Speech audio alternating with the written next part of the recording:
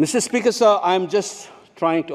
Chairman, I'm drawing your attention to the absence of Manipur in the President's address. This is not a simple absence. It is a reminder of a Rashtra Chetna which excludes people. You must realize that more than 60,000 people are languishing in relief camp in wretched conditions for the last 1 year. If anybody is read partition of this subcontinent, which I have done, I was associated with a research project. We have interviewed more than 1,500 survivors of partition of 1947, and you are witnessing the same thing. People are living in wretched conditions that I cannot even mention here. 60,000 people homeless is not a joke. 200 plus people died.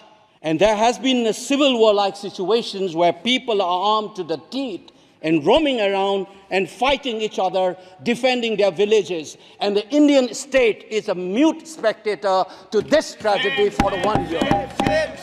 I must remind this House that each and every square centimeter of Manipur is covered by a central armed forces. It is one of the most militarized areas in this country where you have more armed policemen than the civil police, besides the armed forces of the Union. Despite this, how is that 60,000 people were rendered homeless and villages in thousands were destroyed? And yet, our Prime Minister remained mute, not even a word. And the presidential address did not even mention that.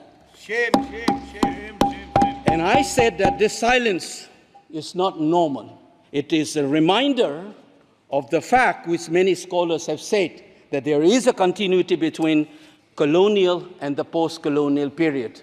Today we are observing a day where we begin a new criminal laws, seemingly discarding the colonial heritage. But as Ashish Nandi says, colonialism is a state of mind. It is a psychological phenomenon. It is an outlook, the way you look at the people, the way you look at the world. And the fact that this continuity is shown by neglecting the tragedy of a state, which is the 19th state of the Union. It is amazing to see that I get an opportunity as the midnight hour approaches to register this anguish and this hurt of the denial that this country has meted out to its own citizens in the state of Manipur. I must ask these questions to the House. Is this silence communicating to the people of the Northeast, and Manipur in particular, that you don't matter in the Indian state scheme of things? Major Laisam Jotin, who was awarded Ashok Chakra while grappling with suicide bomber, was a Manipuri, who was awarded Ashok Chakra. You are dishonoring his own state. Major Ngangom Joy Datta, who was awarded V Chakra while fighting for this country and doing his duty as a part of the peacekeeping force in Sri Lanka in 1987. You are dishonoring this man. You are dishonoring the likes of the youths who hold the tricolor in international platforms.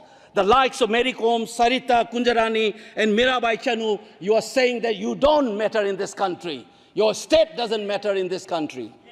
You are also saying that the likes of Ratan Tiam, the icon of the culture of this country, Arivam Sham Sarma, don't matter in this country.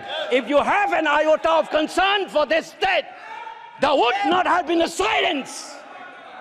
There would not have been a silence in this House, nor in the presidential address.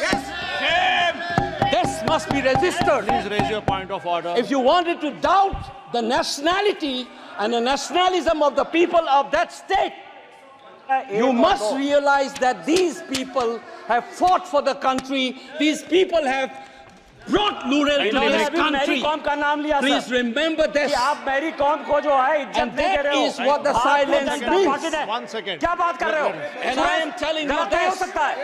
मेरी कौम को हमने member of parliament बनाया, Bharatiya Janata party ने member of parliament बनाया। हमने कैसे नहीं इज्जत दी मणिपुर को? मणिपुर को स्पोर्ट्स यूनिवर्सिटी दिया, और आपसा जो है, मैं एक ऐसा आदमी हूं कि मेरे मामा को मणिपुर में गोली लगी, वो सीआरपीएफ के डीआईजी थे, इनको शहीद नहीं पता है। और 1956 में पहला आपसा मणिपुर में लगा और 1956 से आज तक कांग्रेस के कारण मणिपुर की यह स्थिति है। 5 years after independence, can you negate this fact? We are talking about the inclusion of the Northeast history after 75 years. That's a classic exclusion. India was an anthropological subject, not a historical subject in the eyes of the colonial forces. And today, the Northeast remains outside of the history of the Indian history textbook. That is why you treat them as the other. And that's the silence. And the silence on the Manipur tragedy is not unique. It is a reflection of this general continuity of the colonial in the post-colonial. It is sad to see a nationalist party like the BJP will feel comfortable with this silence on the tragedy of Manipur. Keep your hands on your heart and think about the 60,000 people who are linguistic in relief camps. And those mothers, those widows, think of them. And then you talk about nationalism. Point is made. He made Only his point. then we will understand what this tragedy means. And Mr. Chairman, the hurt, the anger has thrown a nobody like me to be part of this temple of democracy. Beating the BJP cabinet minister, think about the pain. If you hear an anxiety, anguish, and a pain in my voice, please go back and see those 60,000 people linguisting in the relief camp. Don't talk about partition remembrance till you bring that. I would keep quiet the moment the Prime Minister opened his mouth and a nationalist party says that Manipur is part of India and we care for the people of that state. Only then I will accept what is nationalism in our face.